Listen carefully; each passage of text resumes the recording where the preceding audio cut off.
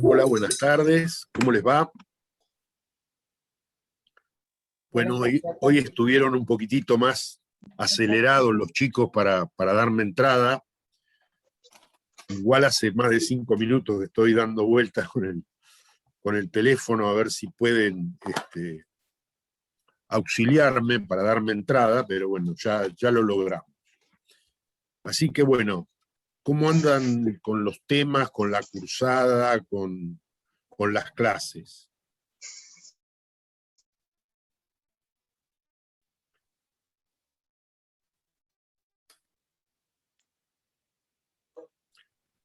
¿Qué les pasa? Que me ponen todo el nombrecito y no les veo la cara. La cara. A ver si puedo. Después, cuando llegue el día del examen, no los conozco.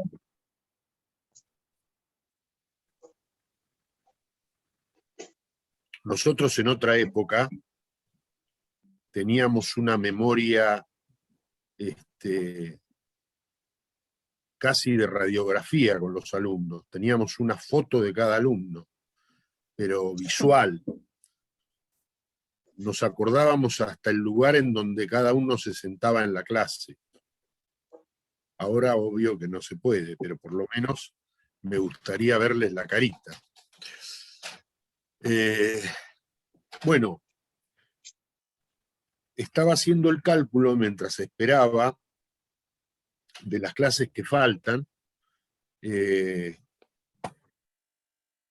que vamos a llegar bastante bien, porque tenemos todo todo septiembre y una semana de octubre, de modo que, bueno, puedo pensar que los temas van a terminar, van a completar. Sí, sí. Pero, ¿le puedo hacer una consulta? El parcial, No, entonces, es... El parcial es el día 4 12 de octubre. Es el día 12, porque así... Quería saber eso. Gracias. Sí, sí. Cambiaron varias veces. Primero estuvo el 20 y pico, el 27 creo, después lo habían puesto el 4, y después me pidieron que fuera el 12. Bueno, me lo pidieron de la Secretaría Académica, y obviamente que, bueno, no podía negarme, ¿no? Creo que a ustedes incluso les conviene, pero bueno. Sí. Acá me están avisando, porque llamé a varios, ya aviso, me ponen. En realidad ya entré, pero bueno, estuve pidiendo que por favor...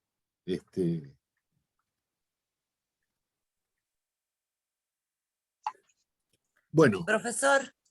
Sí. Mirna, buenas tardes. Buenas tardes. Una consulta, las unidades que entran entonces son de la 1 a la 8 y la 15, ¿verdad? Tal cual. Gracias. 1 a la 8 y después la 15. Bueno, hablando de las unidades... ¿Sí? ¿Me puedo hacer una pregunta? En la unidad 4 hay un punto que dice adquisición por vía judicial, antecedentes, la acción de adquirir, eso no sé qué sería, si lo dio, lo va a dar, o... Eso es la adquisición, los modos de adquirir la posesión. Sí, pero por vía judicial, dice. Sí. Cuando veamos acciones, vamos a ver que hay una acción de adquirir la posesión y la tenencia, que es una novedad en el código. Antes había una norma parecida, pero se discutía si esa norma, según vamos a ver en otra clase, se correspondía con una verdadera acción de adquirir. Lo único cierto que había en el régimen anterior, que obviamente sigue vigente porque es una acción procesal, es el interdicto de adquirir la posesión, no la tenencia, que está regulado en el artículo 601 del Código de Procedimientos. Bueno, ese artículo sigue vigente. Pero además hay una acción de adquirir que la vamos a ver cuando veamos defensas posesorias y acciones. ¿Mm? Perfecto. Porque vimos toda la otra parte, pero bueno, eso como que quedó medio descolgado. No, quedó eso de posesión y de esa unidad. Quedaron incluso un tema que es trascendente, que no es menor, de la unidad 3, que es el punto 8, que es la posesión de inmuebles mediando boleto de compraventa. Sí. Ese tema va a ser objeto de una clase. Pero yo quiero seguir acompañándolos con algún tipo de secuencia. Entonces, en la primera clase comenzamos hablando de la adquisición de los derechos reales en general, la adquisición derivada, el sistema del título y el modo, es decir, la unidad 2. Pero después de ver esos dos puntos, 1 y 2 de esa unidad 2, corté. ¿Por qué corté? Porque como venían otros temas que a mi juicio requieren un conocimiento de lo que es la posesión, al menos un conocimiento básico, entonces me fui a la 3, comencé a darles posesión, les di más o menos un panorama, luego hablamos de las distintas categorías, posesión legítima, ilegítima, de buena fe, de mala fe, posesión viciosa, etc. Bueno, y ahí quedó. Ahora que tienen ese panorama, vuelvo a la 3, perdón, a la 2, al punto 3 de la bolilla 2, que es la adquisición legal de derechos reales sobre muebles por el subadquirente. Este tema se relaciona obviamente con la teoría posesoria y el régimen de la posesión, de modo que no quise darlo antes de que ustedes tuvieran un panorama sobre la posesión. Pero sí tienen ahora algo un poquito más completo, que tiene que ver no solo con la teoría posesoria y la presentación del tema que vimos en la clase pasada, sino también con algo que ver con los derechos, con el sistema de transmisión y adquisición de los derechos reales y personales.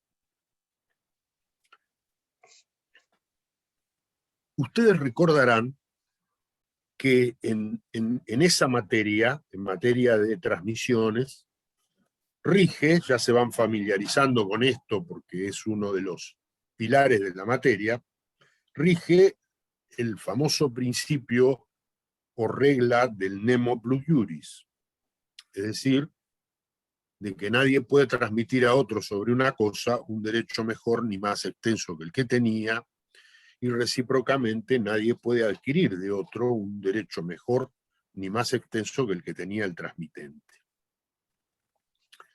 Ese principio y esa máxima que vienen del derecho romano había sido puesta, tal como vimos en otra clase, para afirmar el derecho del propietario, de modo tal que en la puja por la propiedad de la cosa entre el poseedor de buena fe y el propietario, el sistema siempre se quedaba con el propietario. ¿De qué manera? Impidiendo que ese poseedor, por más buena fe que tenga, no pueda adquirir el dominio de la cosa, la propiedad de la cosa, si no la adquirió de quien era el verdadero propietario. Solo del propietario puedo adquirir el dominio. ¿Por qué? Porque nadie puede transmitir un derecho que no tiene. Entonces, si lo adquirió de quien no era propietario, por más buena fe que tuviera, sucumbía frente al verdadero propietario que podía ejercer su derecho y reivindicar la cosa de manos de quien esté, porque todos sabemos ya que las acciones reales, como la reivindicatoria, que es la más emblemática, goza de las características del ius preferendi, es decir, el titular tiene preferencia, y además el ius persequendi, es decir, el titular puede perseguir la cosa de manos de quien esté. Este gran principio, que aparece nítido en el ámbito de los inmuebles, no lo estaba, sin embargo, en el ámbito de las cosas muebles. ¿Por qué? Bueno, porque las cosas muebles, que por su naturaleza pueden ser trasladadas de un lugar a otro, su falta de raíz, por así decirlo, tornan un poco más inestable la aplicación de este principio. Las cosas muebles pueden ser ocultadas mucho más fácilmente que un inmueble. Un inmueble no puede ser ocultado, en principio, salvo que lo hayamos dejado en el medio de la selva y bueno, ya no se pueda discernir cuál era. Entonces la selva creció, como pasa con algunas ruinas mayas o cosas por el estilo que se pueden a veces encontrar, o los arqueólogos encuentran después de andar por la selva y utilizar algunos mecanismos láser y demás. Bueno, pero en principio las cosas muebles pueden ser trasladadas y ocultadas mucho más fácilmente, y por lo tanto esta regla no es de una aplicación tan sencilla.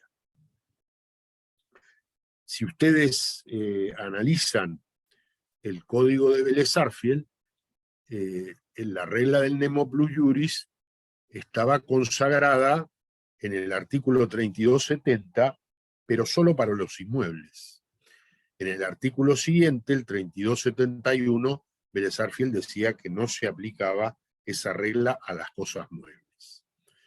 ¿Y por qué no se aplicaba esa regla a las cosas muebles? Bueno, en la nota, Vélez-Sarsfield remitía a otro gran principio que hay en materia de derechos reales sobre la posesión de muebles. ¿Y qué decía esa nota?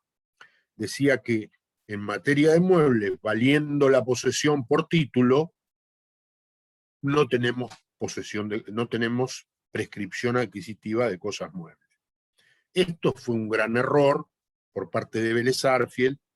Después la doctrina trató de enmendarlo.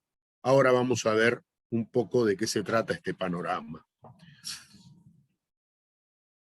Cuando uno analiza la prueba del dominio y de los derechos reales en general, pero la prueba del dominio, un poco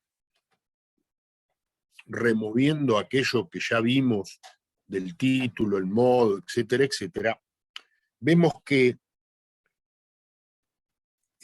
tanto en el ámbito de las cosas inmuebles como en el de los muebles, la apariencia de propiedad que se manifiesta a través de la posesión crea a favor del poseedor una presunción iuris tantum, es decir, una simple presunción que admite prueba en contrario, porque estamos en el ámbito de los hechos,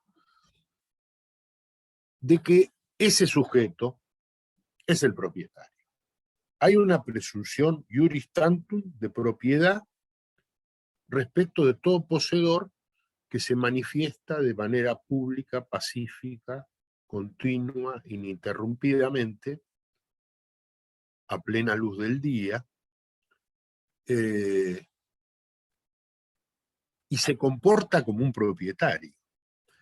de modo tal que de ese comportamiento sostenido en el tiempo, surge la apariencia de un derecho, es decir, presumimos, creemos, la situación fáctica nos lleva a pensar que está ejerciendo un derecho, y que ese derecho, obviamente, en principio sería la propiedad. Eso es lo que tanto declamaba Rudolf von Jhering, según vimos en la clase anterior. Es decir, la posesión no es otra cosa que la apariencia fáctica, el ropaje, la vestidura externa de la propiedad en los hechos. Y el corpus posesorio no es otra cosa que el comportamiento normal que el propietario tiene respecto de las cosas, atendiendo a su naturaleza y a su destino económico. Pero en Roma, ¿esto era así? Porque acabamos de ver que no. Acabamos de ver que ese simple poseedor de buena fe sucumbía frente al verdadero propietario porque no había adquirido la posesión y el dominio, nunca lo adquirió, de manos de el verdadero titular. Entonces, en esa puja, el sistema se quedaba con el titular, según hemos visto. Este sistema romano llevaba a que las cosas muebles fueran reivindicables por el propietario. Pero con la evolución del derecho y la influencia del derecho germánico, la situación va a ir modificándose. En el derecho germánico existía una institución medieval que venía en parte de las costumbres de los pueblos germanos primitivos, que era la llamada Gewere, Ge con G, Gewere se escribe. La Gewere era una suerte de posesión de derecho, es decir, una suerte de investidura, de poder jurídico, bastante más fuerte que la posesión romana que se manifestaba en el plano fáctico. Bueno, la Gewere también gozaba de esa presunción de propiedad, pero de una manera más fuerte, tal como les decía, porque esa presunción de propiedad se ponía de manifiesto en otras situaciones que el derecho romano no contemplaba. Dicen dos autores alemanes, Wolf y Reiser, en una obra maestra del derecho alemán, que es la de Nesserus, Kipp y Wolf, en la parte que es un tratado de derecho civil, en la parte que se corresponde con el derecho de cosas, que son 2 tomos enormes, ellos decían que quien ha hecho dejación de su Gewere a manos de otro, no la puede reivindicar la cosa. Y para ello había una máxima germana que decía que allí donde hayas depositado tu confianza, allí la habrás de buscar. Es decir, que si el propietario se desprende voluntariamente de la cosa que es objeto de su derecho y la entrega a otro voluntariamente, por ejemplo en locación, en comodato, es decir, en virtud de una causa jurídica, una causa lícita. Si se desprende voluntariamente de la cosa y luego es traicionado por ese locatario o comodatario, hay un abuso de confianza, y ese comodatario o locatario o depositario, que es un simple tenedor, enajena la cosa, esa cosa en manos de un poseedor de buena fe no puede ser reivindicada por el verdadero propietario. El verdadero propietario solo puede reclamarle a aquel ante quien depositó su confianza, ese locatario infiel, ese comodatario infiel que no devolvió, que no restituyó la cosa y que sin embargo la enajenó a un tercero. En esos casos, cuando la cosa no había salido voluntariamente de la esfera de poder del propietario, sea porque se la arrebataron, sea porque la perdió, en ese caso no podrá recuperar la cosa por vía de reivindicatoria. Pero si la cosa salió de su esfera de poder involuntariamente, es decir, porque se la arrebataron o porque la perdió, es decir, hubo hurto, robo, etcétera, o pérdida de la cosa, se me desprendió el reloj porque se me abrió de golpe la malla y se me perdió y se me cayó. Lo perdí.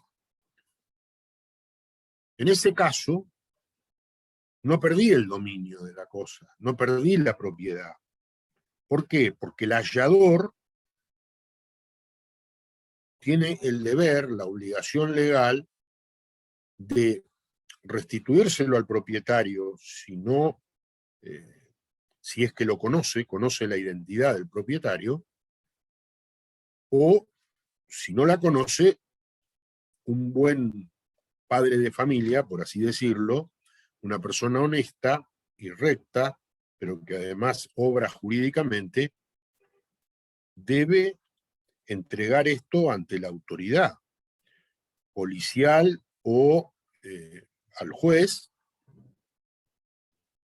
denunciando que encontró esa cosa.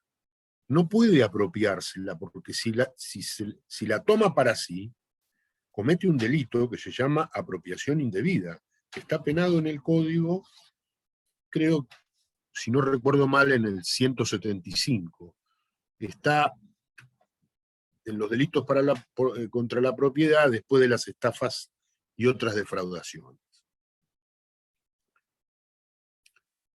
Quiere decir que en el derecho germano,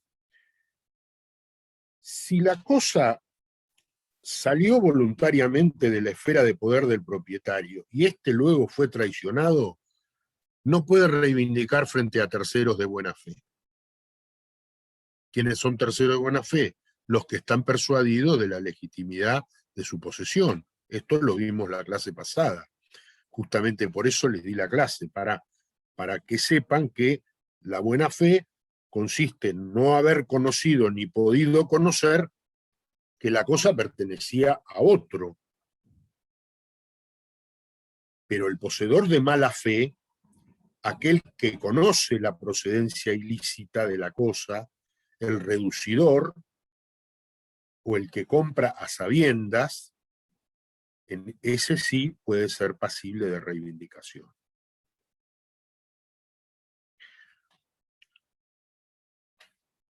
El derecho fue evolucionando y gran parte de la legislación francesa anterior al Código de Napoleón recibió el influjo del derecho germano y de las costumbres germanas. No nos olvidemos que los francos o galos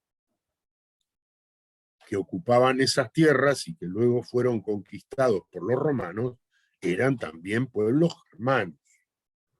Entonces, es como que esa semilla les había quedado plantada y la llevaban con ellos, y el derecho consuetudinario francés, la costumbre francesa anterior al Código de Napoleón, ya de alguna manera venía consagrando la idea de que las cosas muebles no tienen persecución. En el caso de las cosas muebles adquiridas de mala fe, cuando la cosa salió involuntariamente de la esfera de poder del propietario, allí sí la reivindicación estaba a la orden del día. Pero en determinado momento, cuando cierta doctrina comienza a estudiar el derecho romano y recibe el influjo del derecho romano, es como que chocaron ambos sistemas. Y claro, la reivindicación de las cosas muebles genera algún tipo de inconveniente en el tráfico jurídico, sobre todo piensen ustedes en aquella época, las ferias medievales y su evolución, es como que todas las mercancías y todos los objetos, aún los valiosos, los más valiosos, por sobre todas las cosas, estaban como en libertad condicional. Porque no se sabía si podían ser en algún momento alcanzados por la reivindicación de quien se decía el verdadero propietario. Por otra parte, la prueba de la propiedad en materia de muebles es muy difícil.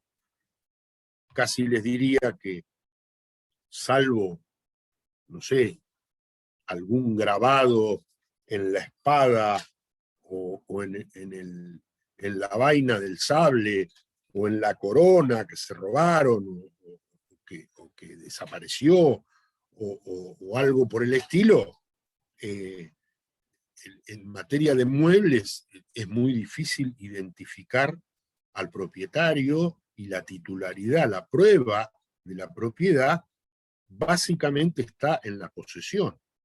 De allí la máxima de que la posesión vale título y que exista una presunción a favor del poseedor de tener la propiedad de la cosa. Presunción iuris tantum, es decir, que admite prueba en contrario.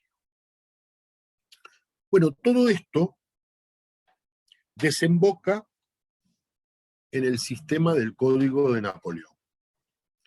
Y el Código de Napoleón consagra un principio que obviamente plasmó en la letra de la ley, que es que en materia de muebles la posesión vale título.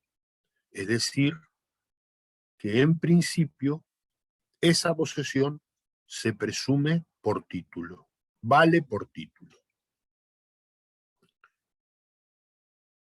Tanto es así que nuestro Código Civil, Vélez-Sarsfield, receptó esta regla y obviamente la tomó del derecho francés.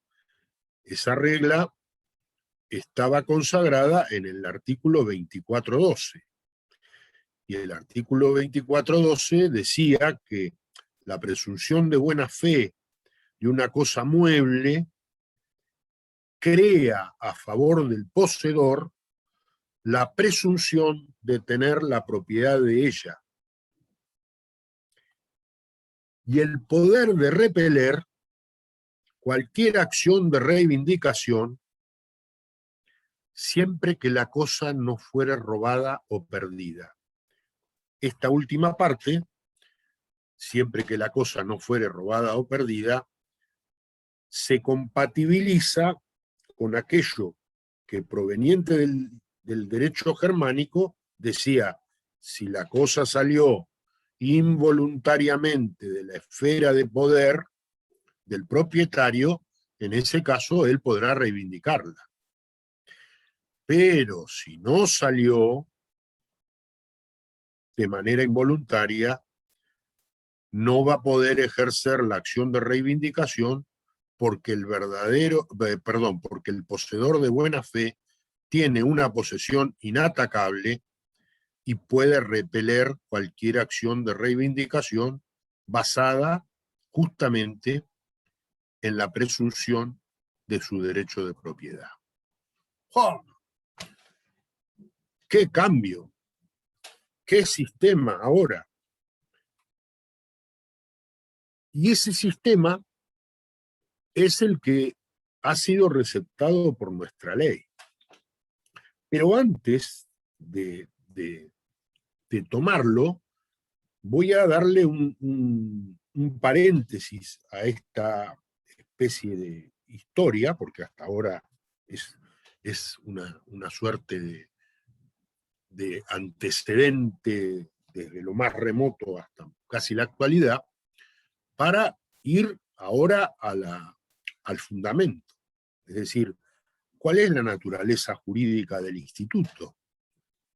Bueno, había distintas posturas doctrinarias. Unos decían que justamente se trataba de una presunción de propiedad. Presunción iure et de iure de propiedad. Es decir, que no admite prueba en contraria cuando la cosa es poseída de buena fe y la cosa no es ni robada ni perdida. Claro que la buena fe se presume, de modo tal que, fíjense ustedes que esta presunción de propiedad, iure et de iure, no admite prueba en contrario, se basa en dos presunciones iuris tantum, es decir, que sí admiten prueba en contrario. Una es la posesión de buena fe, porque la buena fe se presume siempre, y otra es la simple presunción de propiedad que tiene todo poseedor, la apariencia de la propiedad. Entonces, ¿de qué poseedor estoy hablando? Obviamente del poseedor en sentido estricto, no del tenedor, sino de aquel que posee a título de dueño. Es decir, aquel que tiene una cosa bajo su poder y se comporta como propietario, y si ustedes quieren le agregamos un pequeño párrafo en homenaje a Savigny y decimos no reconociendo en otro un derecho superior. Entonces, ese es un poseedor en sentido estricto, y también es un poseedor que se manifiesta de manera pública, pacífica, y además es un poseedor de buena fe.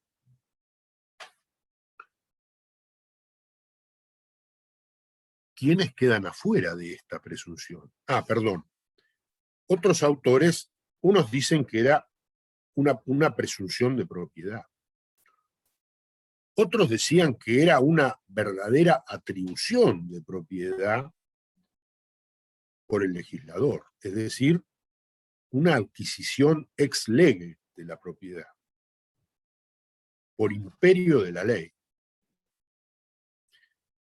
Otros decían que en realidad esto no era sino un verdadero efecto de la posesión, un efecto más de la posesión, pero en este caso de cosas muebles. Y otros decían que en realidad esto se basaba en una ficción, así lo sostenía la doctrina francesa, en la ficción de que se había adquirido en virtud de una prescripción instantánea. ¿Por qué esto de la prescripción instantánea? Porque el poseedor de cosa mueble, que se comporta como dueño de manera pública, pacífica, etc., se presume que es el propietario. Nadie le va a ir a preguntar si no lo es. Solo el verdadero propietario va a intentar ejercer la acción de reivindicación en su contra. Entonces, la doctrina decía, frente a esa reivindicación, la ley le da la posibilidad de repelerla, detenerla, como si hubiera prescripto. Instantáneamente le da la prescripción instantánea. Esa era una postura doctrinaria que corrió por la doctrina francesa y que con el tiempo ha sido abandonada tanto por los autores como por la legislación en sí. Pero en su momento fue sostenida esta naturaleza jurídica, este fundamento del instituto. Nuestro código recepta la teoría de que se trata de una adquisición legal, es decir, por imperio de la ley, una adquisición ex lege. Y fíjense ustedes que el artículo 1895 trata expresamente la adquisición legal de derechos reales sobre muebles por subadquirente. ¿Por qué subadquirente? Porque el primero que la recibió la cosa traicionó al verdadero propietario. Fue aquel locatario, fue aquel comodatario. El artículo, estoy leyendo ahí que me preguntan, es el 1895. ¿Y qué dice esta norma? Dice, la posesión de buena fe del subadquirente de cosas muebles no registrables, que no sean hurtadas o perdidas, es suficiente. ¿Qué es suficiente? La posesión de buena fe. Es suficiente para adquirir los derechos reales principales. Y ahora viene la excepción. Excepto otra excepción. Que el verdadero propietario pruebe que la adquisición fue gratuita. Algunos critican esto. Pero yo les voy a decir cuál es el origen de esta situación.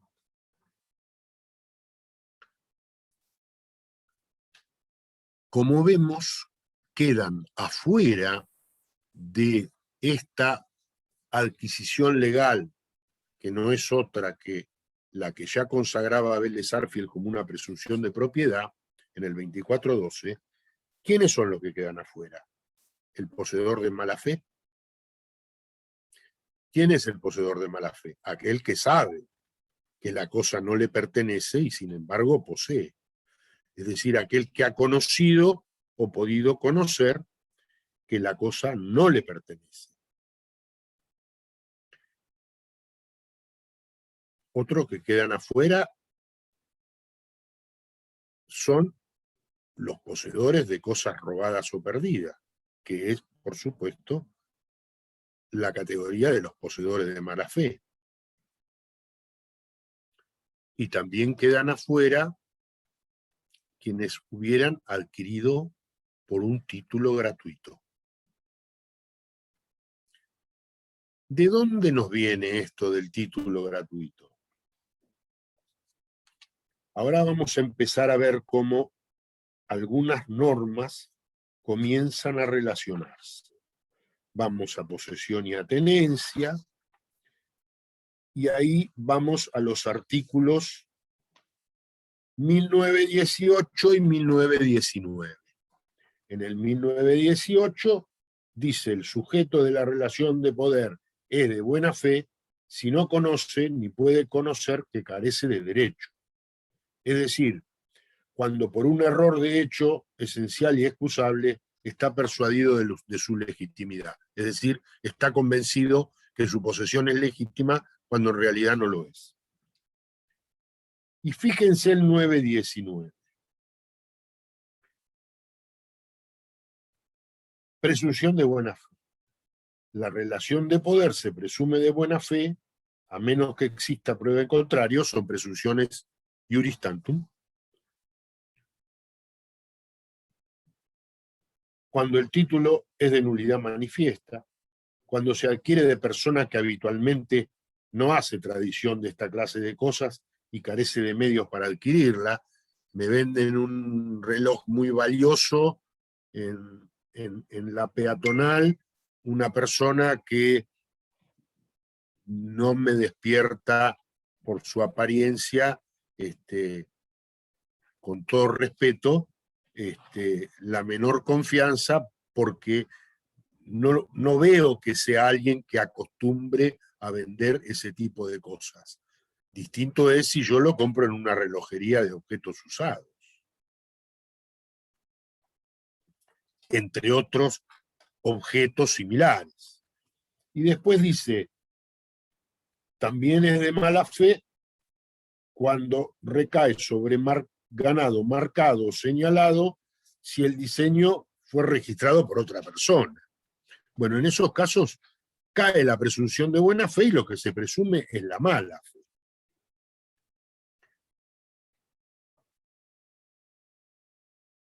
Cuando yo sostengo la buena fe y cuando compré la cosa en lugar donde se venden objetos semejantes o personas que acostumbran a venderlos, o en subasta pública. Entonces, en esos casos, nadie va a poder venir a endilgarme mala fe.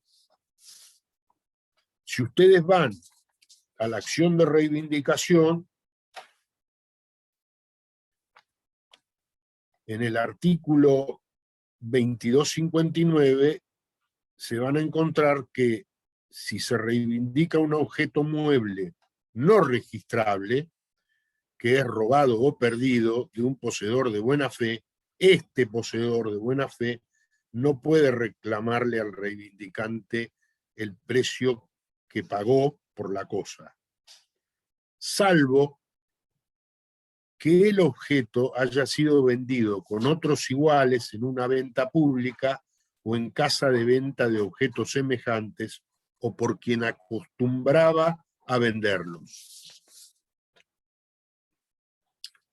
Ahí hay como una apariencia y por lo tanto el legislador la respeta y sostiene la buena fe del poseedor. Es decir que cuando se me representa una situación irregular,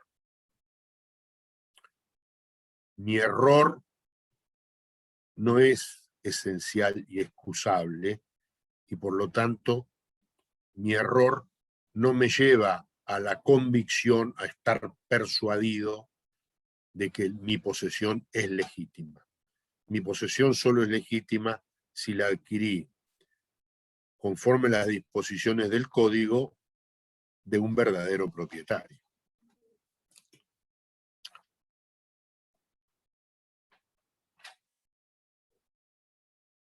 Este artículo 1895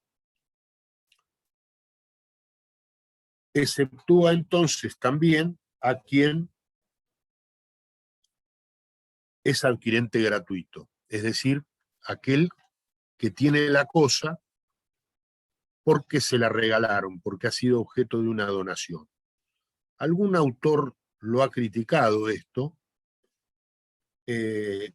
Alguna vez, en algún artículo que escribí sobre este tema, dije que la prueba de la gratuidad o la onerosidad pasado cierto tiempo no es tan sencilla respecto de las cosas muebles, sobre todo de ciertas cosas muebles, porque no se guardan los conocimientos que acreditan esa adquisición onerosa. Entonces, ¿qué hizo el legislador? El legislador presume la onerosidad. ¿Por qué? digo que presume la onerosidad? Porque pone en cabeza del reivindicante, del que reclama, la prueba de la gratuidad. Por eso dice, excepto que el propietario, el verdadero propietario, pruebe que la adquisición fue gratuita, es decir, que el poseedor la tiene porque se la regalaron. En ese caso podrá reivindicar. ¿Esto lo entienden? ¿Hay alguna cosa que no entienden, que tengan dudas? Profe, ¿Puedo seguir? Sí, sí. ¿Puedo digamos seguir que la ley avanzando? protege al tercero de buena fe y a título oneroso. El resto de los casos Tal no. cual, tal cual. Pero con un agregado muy importante. No el tercero de buena fe y a título oneroso. El poseedor tercero de buena fe y a título oneroso. Es decir, Perfecto. él es el subadquirente, ¿no es cierto? Pero que posee Claro. actualmente. Bueno, ahora vamos a otros supuestos que están dentro del ámbito de la adquisición legal. Dice, respecto de las cosas muebles registrables, no existe buena fe sin inscripción a favor de quien la invoca, obviamente. Para que yo pueda repeler la acción de reivindicación que intenta el verdadero propietario, mínimamente tengo que acreditar que la cosa está registrada a mi nombre, inscripta a mi nombre. Y al final dice, tampoco existe buena fe, aunque haya inscripción a favor de quien la invoca, si el respectivo régimen especial prevé la existencia de elementos identificatorios de la cosa registrable y estos no son coincidentes. El ejemplo más palmario es el automotor que aun cuando hubiese ingresado a nombre del poseedor actual, por un error en la verificación, o vaya a saber por qué, la cuestión es que no advirtieron que había sido borrado el verdadero número de motor o el verdadero número de chasis, o ambos, y reemplazado por otro falso. En ese caso, aun cuando se hubiera obtenido la inscripción en el registro, si se demuestra que estos elementos identificatorios han sido adulterados, la cosa es reivindicable igual. ¿Mm? Este es ni más ni menos el régimen de la adquisición legal de derechos reales sobre cosas muebles, no registrables y registrables. Si hay algo que ustedes no entendieron, acá tengo 3 chats, pero como no sé cómo manejarme, si no lo veo cuando me lo mandan, después si lo busco, a veces cometo el error de tocar una tecla y me voy del Zoom y me ven en la semana que viene. Así que si hay algún chat que me mandaron que no haya contestado alguna pregunta, algo, los invito a que me la formulen verbalmente o cualquier otra duda que tengan. Profesor, ¿Tienen alguna otra duda? ¿por qué el artículo ¿Sí? 1895 no protege al que pruebe que la adquisición fue gratuita? O sea, eso no lo entiendo bien. En el primer ¿Cómo párrafo. no lo protege? No es que no lo protege. No es que él prueba. El otro, el verdadero propietario, prueba que este subadquirente, que dice soy poseedor de buena fe, de una cosa mueble, etcétera, etcétera, pero muchacho, a usted se la regalaron la cosa. Claro, no Sí, pagó por bueno, eso. me la regaló mi abuelita. No. Si yo demuestro que a usted le regalaron la cosa, usted no puede ampararse en esta adquisición legal. No puede repeler la acción de reivindicación. Ah, está bien, con respecto a la acción de reivindicación era. Ahora entiendo, ahora Es entiendo. decir, el verdadero propietario que quiere reivindicar debe probar que ese subalquirente no es a título oneroso, tal como lo presume la ley, sino a título gratuito. Bien, gracias. Miren, les voy a contar una anécdota. Este tema también tiene que ver con la prescripción adquisitiva de cosas muebles. Cuando se quiso modificar el código, que estaba muy complicado el código en esta materia, el código de Vélez-Sarsfield, aún después de la reforma por la 17711,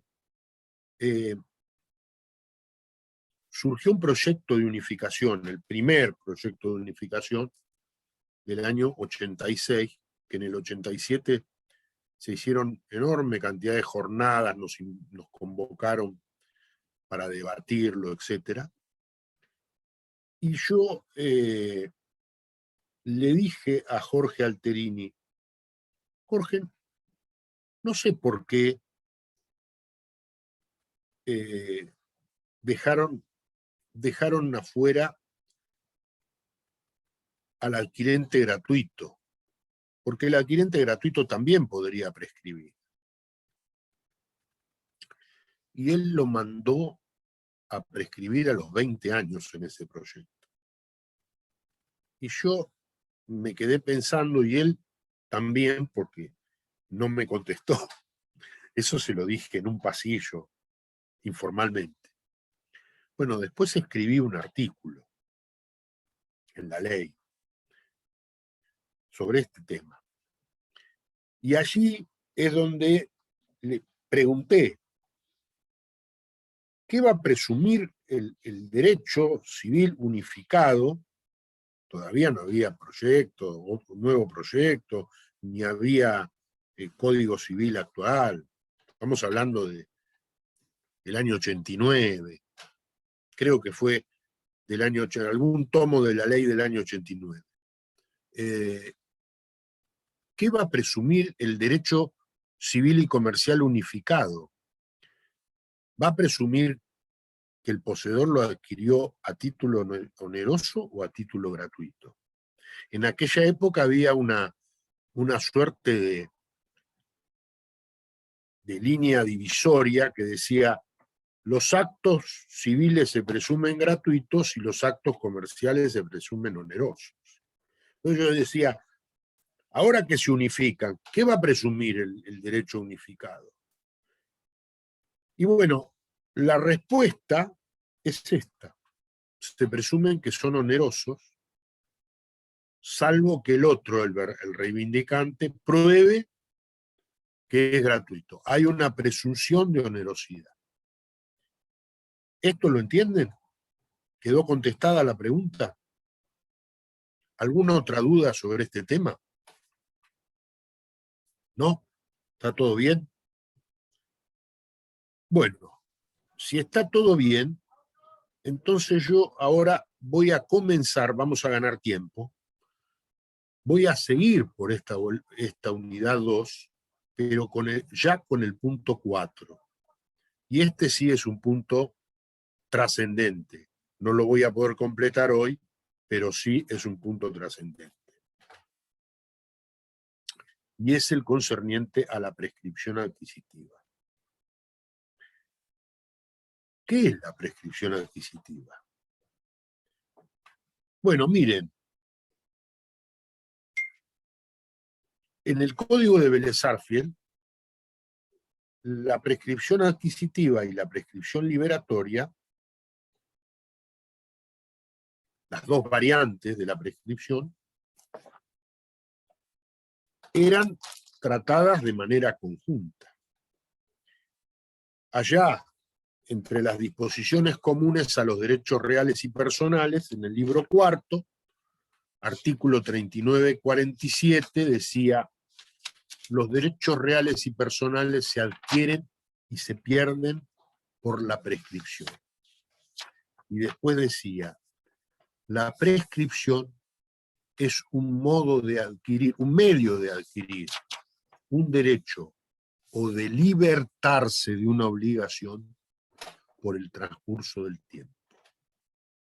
Es decir, que el transcurso del tiempo es determinante para poder o adquirir un derecho o liberarse de una obligación. Aquel famoso dicho, antiguo por cierto, de que el tiempo todo lo sana, de alguna manera ha recalado también en el derecho en este ámbito, en el de la prescripción. Bueno, ese código de Vélez-Sarsfield, después, inmediatamente después de ese 3947, comenzaba a definir qué era la prescripción adquisitiva, es decir, la variante adquisitiva de la prescripción. Y decía que la prescripción para adquirir es el derecho por el cual el poseedor de una cosa inmueble adquiere la propiedad de ella por la continuación en la posesión durante el tiempo establecido por la ley. Y en la nota al 3948, ahora ustedes ya lo entienden, Vélez-Sarsfield decía: decimos el poseedor de inmuebles porque en materia de muebles, valiendo la posesión por título, no tenemos prescripción adquisitiva de cosas muebles. Ese era el régimen del Código de Vélez-Sarsfield. La posesión de buena fe de una cosa mueble se presume la propiedad en cabeza del poseedor y por lo tanto no necesita de la prescripción adquisitiva, es decir, del transcurso del tiempo. Para los franceses había una prescripción instantánea. Para Vélez-Sarsfield había una presunción de propiedad. Para los doctrinarios, una adquisición ex lege. Lo cierto es que no había posesión de cosas, prescripción adquisitiva de cosas muebles. Craso error. ¿Por qué? Porque se le daba a la regla de que la posesión vale título, que consagraba el 2412, la presunción de propiedad a favor del poseedor de buena fe, se le daba una extensión universal. Y en realidad quedaban afuera de la posesión de buena fe de una cosa mueble el poseedor de mala fe, el poseedor de cosas robadas o perdidas y el poseedor a título gratuito. Esas tres categorías no podían repeler la acción de reivindicación, no gozaban de los beneficios de la presunción de propiedad que ese mismo artículo consagraba y quedaban expuestos sine die, es decir, sin plazo, a la reivindicación del verdadero propietario. Fíjense ustedes que en el Código de Comercio, que en aquel tiempo estaba separado, había una norma, si no recuerdo mal, el 577, que decía que aún las cosas robadas o perdidas por el poseedor de buena fe podían adquirirse por la prescripción de 3 años. Es decir, el viejo plazo trienal de los fines del derecho romano justinianeo, por ahí. Y sin embargo, en el Código de Vélez esto no era posible. Sí en el Código de Comercio, pero no en el Código Civil.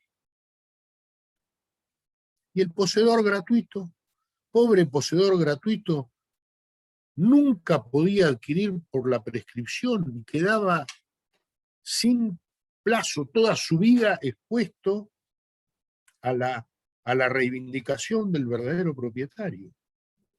Bueno, este error luego de alguna manera fue cubierto por la reforma del código que fue la ley 17711. No obstante lo cual, hoy todo eso está superado, pero ustedes debían saberlo, sobre todo para entender cómo es el régimen actual. El código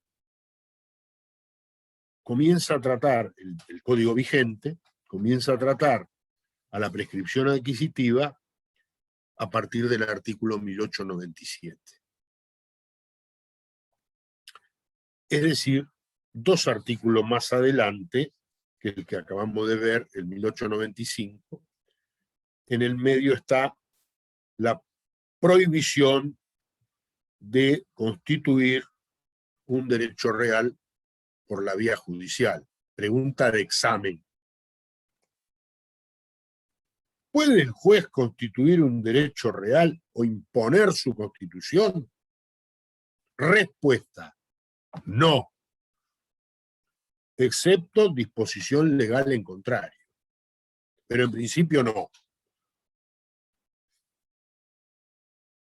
1896, recuérdenlo, porque a veces define un examen. Está ahí en la cuerda floja y le preguntan eso y la contestan mal y van a parar a agosto del 2027, más o menos.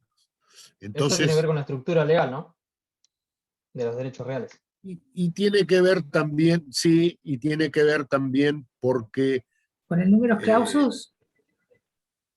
No, el numerus clausus no, porque se puede constituir un derecho de los previstos o consagrados en el código. Pero sí tiene que ver, se lo voy a decir bajito,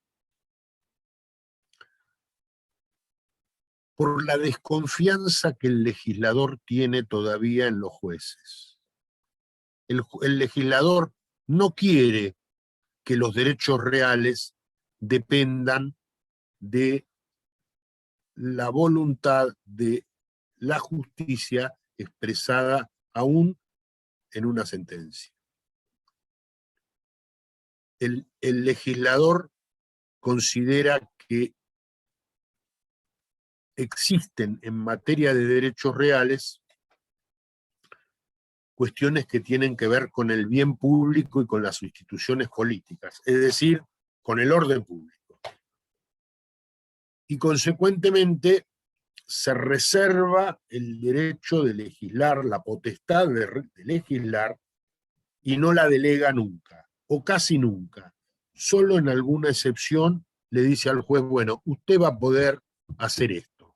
Cuando veamos boleto de compra-venta, probablemente encontremos alguna excepción. Pero mientras tanto, sepan que en principio no se puede por sentencia constituir ningún derecho real. Miren, tengo acá el código de Vélez Sarsfield, que no lo tenía abierto, pero les voy a leer una nota que de alguna manera explica esto, ya dicho por Vélez Sarsfield. Nota al artículo 28.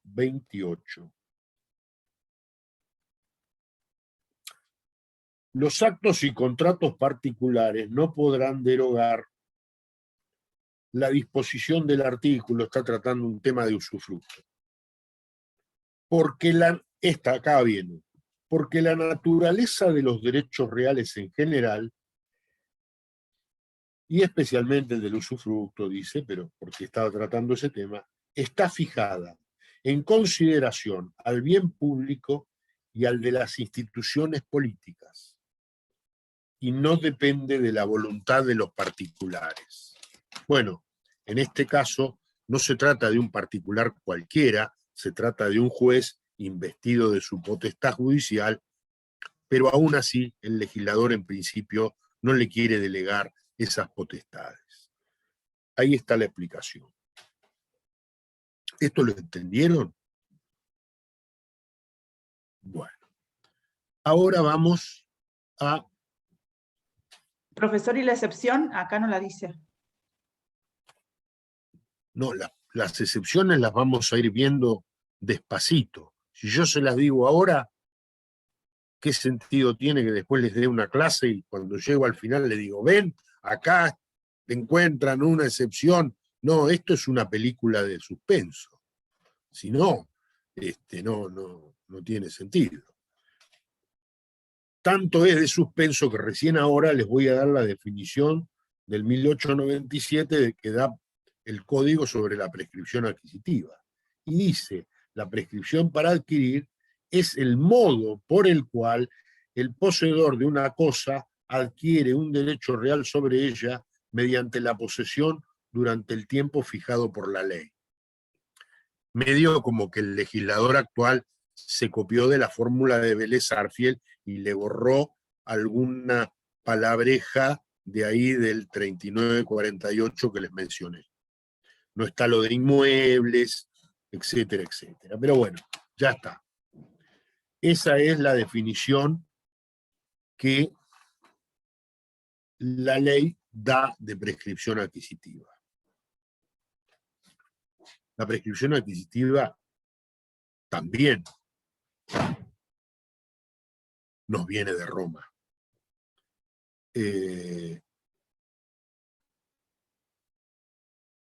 No les voy a dar hoy los antecedentes, se los voy a dar en otra clase. Prefiero ir avanzando porque esta va a ser una clase relativamente corta, porque yo a las 8 tengo un compromiso con un curso de posgrado de otra universidad y tengo que cortar. Así que por eso voy a seguir hablándoles del régimen actual para no perder el hilo. Bueno, la prescripción adquisitiva tiene dos variantes. Hay dos clases de prescripción adquisitiva. La denominada prescripción adquisitiva ordinaria y la denominada prescripción adquisitiva extraordinaria. A la prescripción adquisitiva ordinaria se la llama prescripción breve y a la prescripción adquisitiva extraordinaria se la llama prescripción larga en nuestra legislación.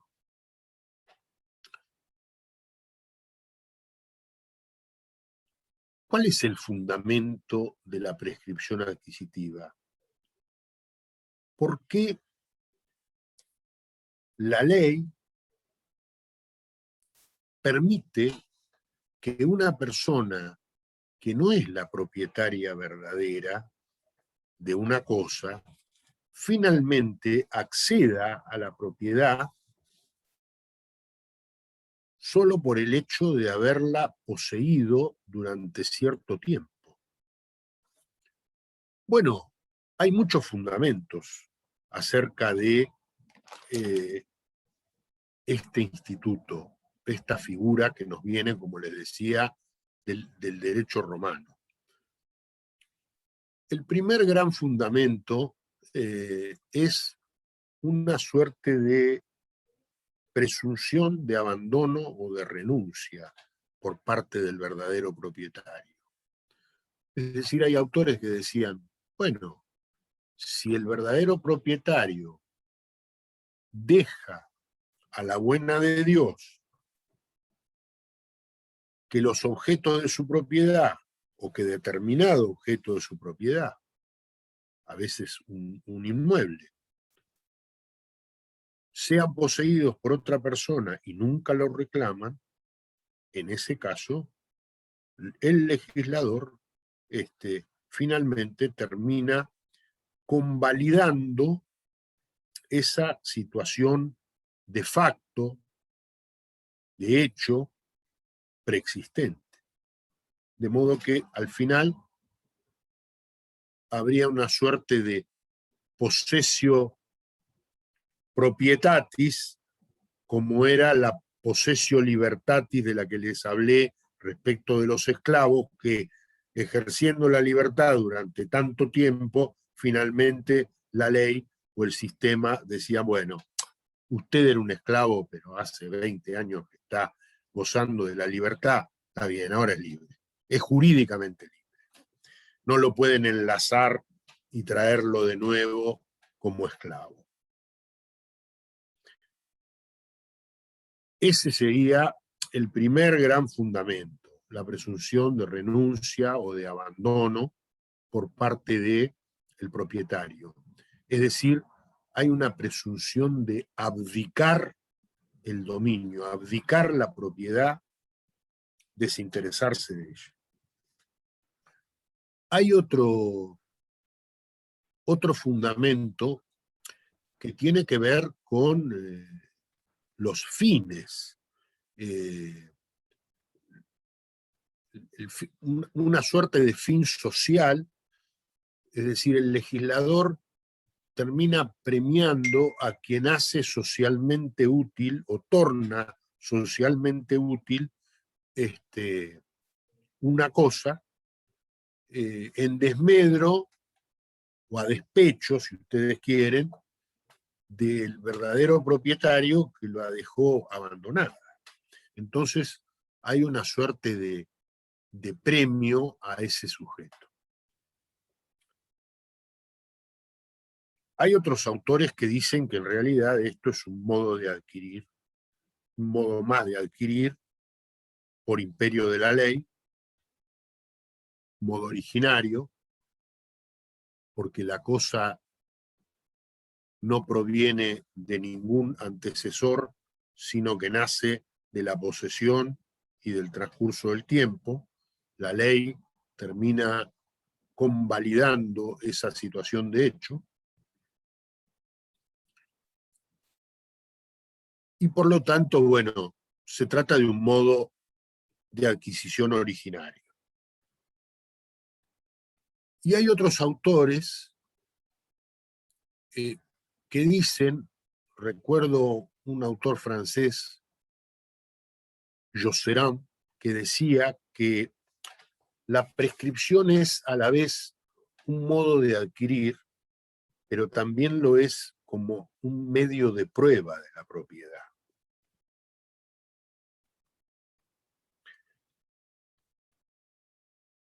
¿Por qué esto de medio de prueba? Picard también decía, autor belga, también decía esto, de que la prescripción es un medio de prueba de la propiedad.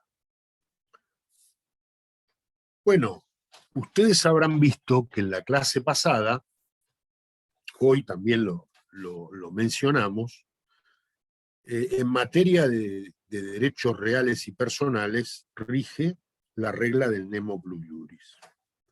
Es decir, la regla de que nadie puede transmitir a otro sobre una cosa un derecho mejor ni más extenso que el que tenía, y recíprocamente nadie puede adquirirlo. Bueno, si nos ponemos a pensar las consecuencias prácticas, otras consecuencias prácticas distintas de las que ya venimos viendo, vamos a poder afirmar, y primero advertir y después afirmar, que cuando hay una cadena de transmisiones sucesivas, el derecho del titular o supuesto titular actual se apoya en el derecho de su autor, de su causante. ¿Por qué? Porque es ese el derecho que le transmitió. Ni mejor ni peor. Ese derecho es el que ahora ingresó a su patrimonio. Pero a su vez, el derecho del autor se apoya a su vez en el de su propio antecesor, y así sucesivamente hacia atrás, en una cadena perfecta que nos remonta ni más ni menos que al infinito. Es decir, que la prueba del dominio actual depende de una de la prueba de una concatenación de títulos y de derechos que va hacia el pasado y que se remonta hasta el infinito.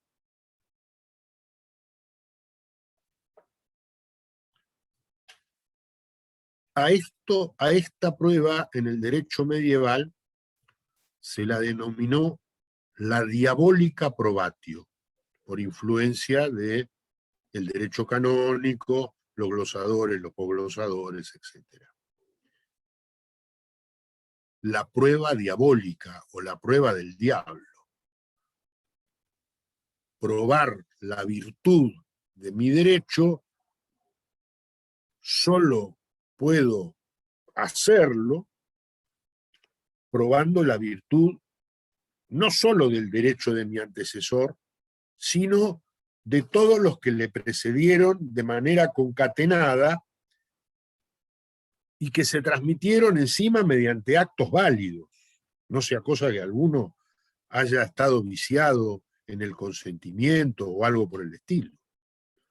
Entonces, la prueba del derecho actual es la prueba del diablo, la prueba diabólica. La prescripción soluciona esto, decía Josserand, porque cierto número de años bastan, son bastantes. Es decir, que la prescripción adquisitiva tiene, además de modo de adquirir, un efecto trascendente sobre la prueba del derecho.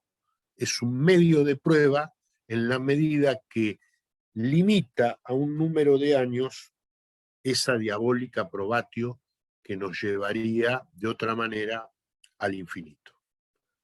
¿Cuál es ese número de años? El número que la ley establece para poder adquirir el derecho ex lege, es decir, por la fuerza de la ley, en virtud de un modo originario.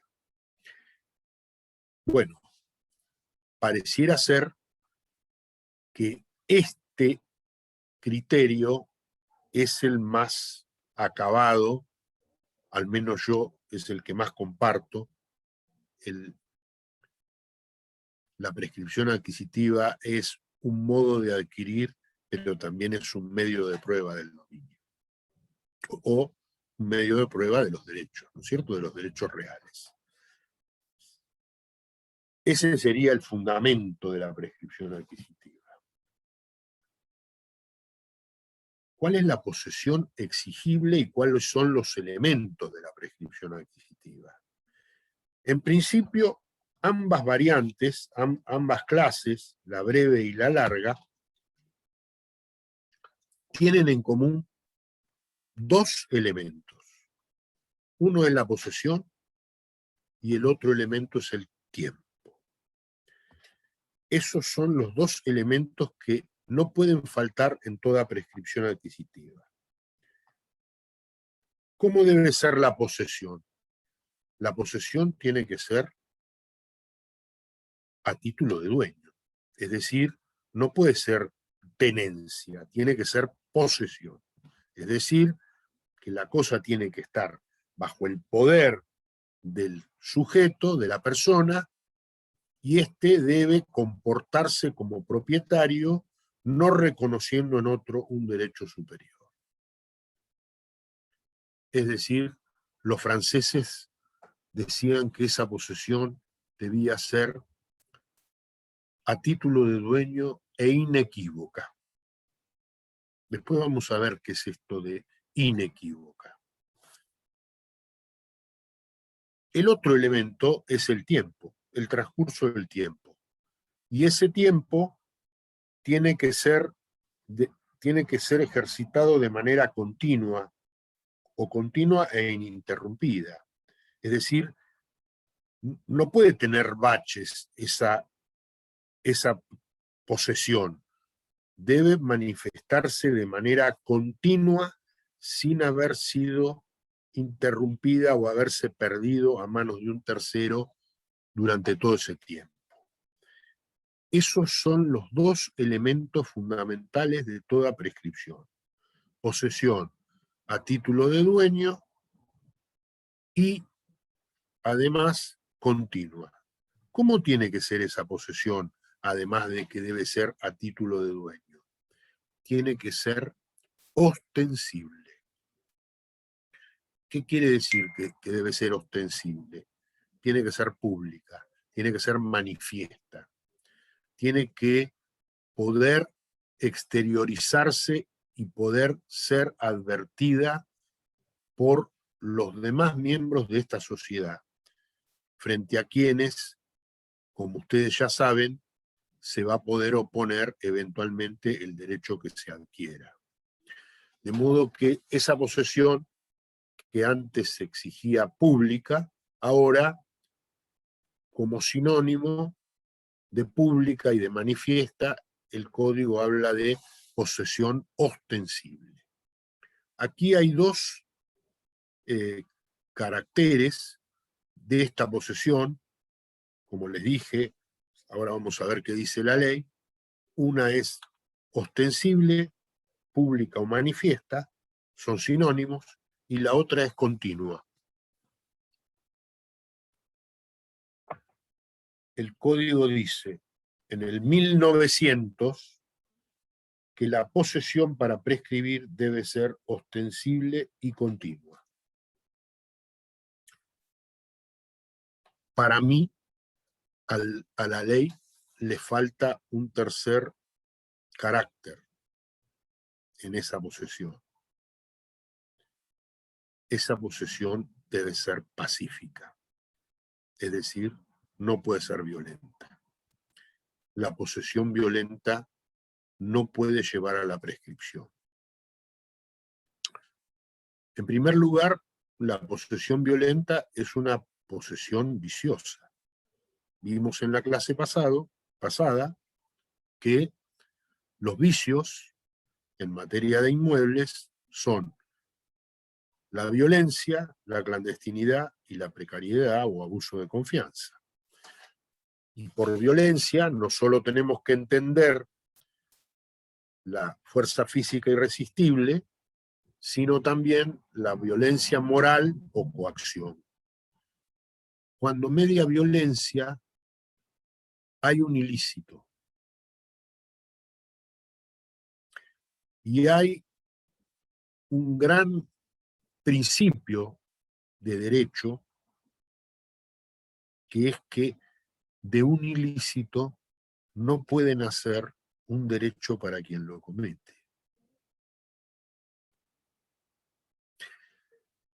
Sostener lo contrario importaría poco menos que quemar las bibliotecas que tenemos de todos los tratados de derecho acerca de los actos jurídicos, los contratos, etcétera, etcétera. La posesión violenta fue objeto o materia de repulsa históricamente por todas las legislaciones. Y el código actual hace muy mal en no incluir la violencia como requisito de toda posesión para adquirir. No obstante lo cual, según vamos a ver en la clase que viene, porque ahora están por llegar las 8, les voy a dejar esto como tarea para el hogar, de una interpretación sistemática,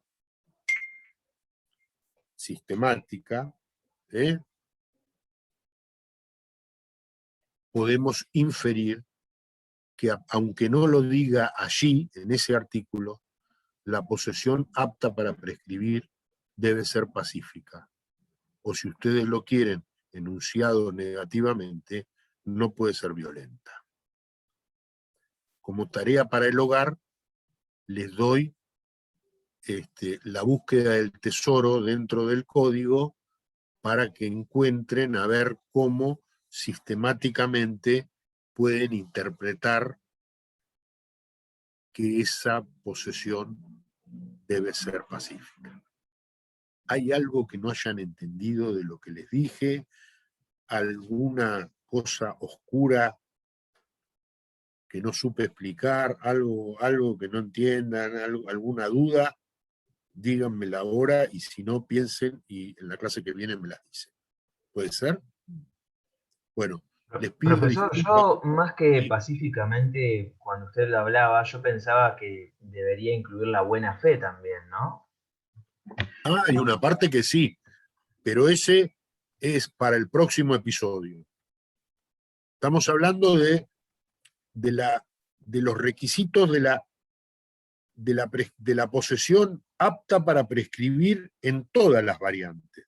Después vamos a ver que en la breve hay otros requisitos que todavía no los dijimos.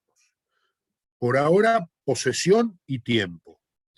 Y la posesión requiere de que sea ostensible, continua y para mí pacífica. Y el tiempo debe ser continuado. Eso es hasta aquí. En la clase que viene vamos a ver que aparecen otros requisitos en la prescripción breve. Bueno, muchas gracias. ¿Alguna otra pregunta, algo que no hayan entendido? ¿Está todo bien? Sí, está todo bien. Bueno, entonces nos vemos el miércoles que viene. Adiós, hasta luego. Chao, Gracias, buenas profe, noches. gracias. Gracias, Hasta luego. profesor. Chao, hasta luego.